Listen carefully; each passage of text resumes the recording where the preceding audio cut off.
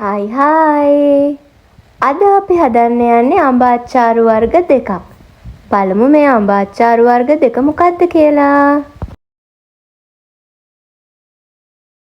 එහෙනම් වැඩේ පටන් ගමු.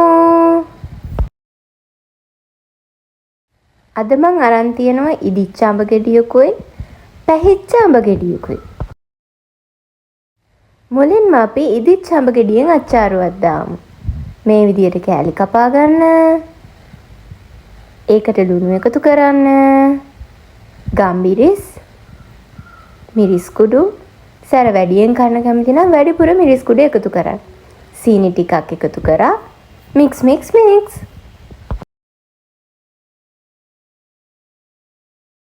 කොහොමද ඉදුණු අඹ අච්චාරුව? දැන් දෙවෙනි අච්චාරුව. පැහිච්ච අඹ ගෙඩිය ගත්තා. මේ විදිහට කොටාගෙන යන්න.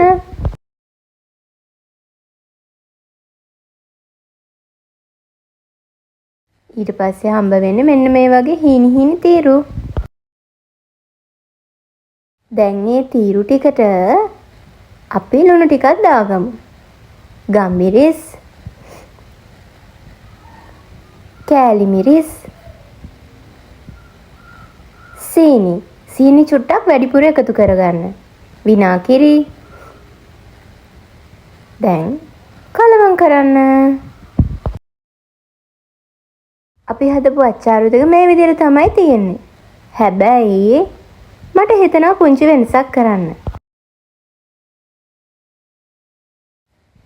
අපි මේ හදාගත්තු පැහිච්ච අඹ අච්චාරුව තවත් ටිකක් රස කරමු.